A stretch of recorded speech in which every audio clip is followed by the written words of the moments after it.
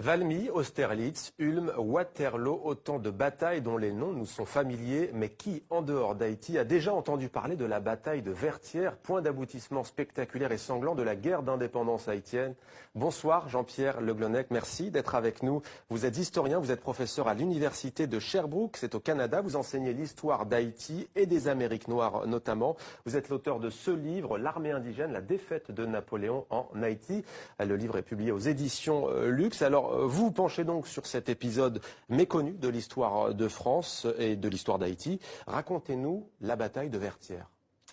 La tâche est impossible. L'histoire de la bataille a été racontée par le plus grand historien haïtien du XIXe siècle, Thomas Madiou, à la façon romantique, à la façon Michelet.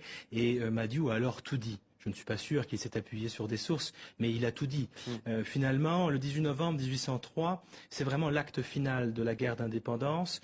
Et la bataille, la toute dernière bataille, dure environ 11 heures. Elle commence vers 6 heures du matin. Elle se termine à 5 heures par un orage providentiel.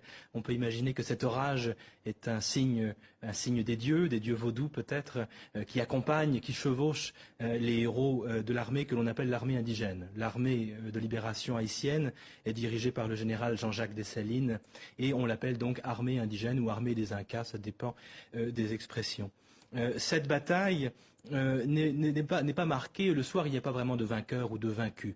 Mais ce qui est certain, c'est que dans la nuit du 18 au 19 novembre, le fort de Vertières est évacué par Rochambeau et c'est la fin d'un rêve de résurgence finalement d'un monde colonial français. Ce rêve est le rêve napoléonien. Il s'effondre le soir du 18 novembre 1803.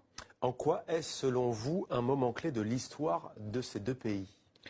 C'est un moment clé puisque le 18 novembre 1803, la plus belle colonie du monde atlantique français, la plus belle colonie du monde atlantique en général, s'effondre.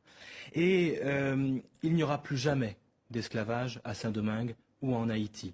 Donc c'est un moment très important pour l'histoire d'Haïti et pour l'histoire de France, mais aussi pour l'histoire du monde moderne. Puisque ce qui se passe ce soir-là, c'est toute l'idée esclavagiste, et c'est le dogme de la race, qui est battu en brèche par des citoyens, et aussi des citoyennes, puisque les femmes sont présentes sur la scène le jour de la bataille.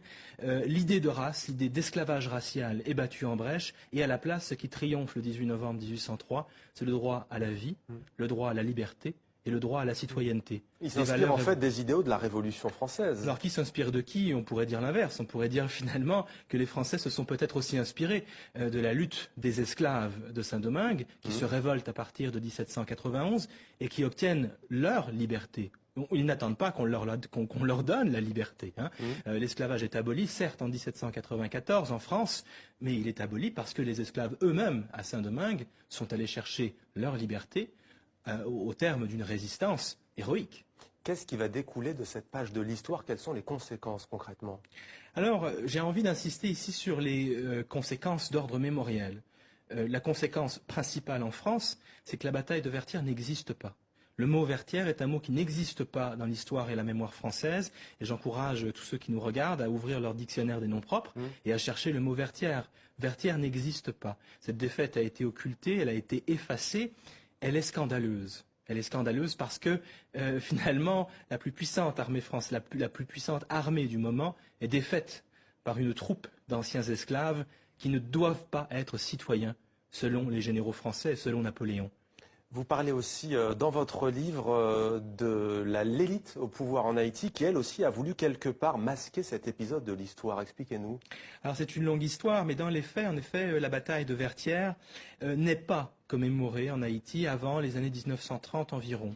Ce qui se passe au XIXe siècle, c'est qu'il y a une lutte de pouvoir entre les différents chefs d'État haïtiens qui cherchent d'abord à cultiver leur propre culte. Donc évidemment, vous comprendrez bien qu'il est difficile de faire une place à des héros ordinaires comme les héros de la toute dernière bataille de la guerre d'indépendance si tous les chefs d'État cherchent d'abord à entrer eux-mêmes dans le panthéon haïtien. Au XXe siècle, Vertières commence à être reconnu comme un moment important dans l'histoire d'Haïti à la faveur de l'occupation américaine du pays. À partir du moment où il y a un nouvel occupant, eh bien, on ressort les héros de Vertières du placard historique et pour mobiliser, c'est ça, pour mobiliser. Mais Vertières est un symbole de résistance populaire, encore aujourd'hui en Haïti. Ouais. Alors justement, beaucoup d'Haïtiens ont connaissance de cette histoire et ils pensent, et pas seulement d'ailleurs les Haïtiens, que ce pays continue de payer aujourd'hui le prix de son indépendance. Est-ce que c'est un sentiment que vous partagez, vous qui travaillez sur cette page de l'histoire? Certainement, certainement. Vertières est un moment scandaleux. Si le 18 novembre 1803 n'existe pas dans le calendrier français, alors que c'est un moment d'histoire de France, c'est qu'il se passe là quelque chose d'impensable. Et qu'est-ce qui est impensable? C'est le renversement de la relation esclavagiste. Première République noire? Première République noire, mais ça va bien au-delà. Le 18 novembre 1803, les maîtres deviennent les esclaves et les esclaves deviennent les maîtres. C'est impensable.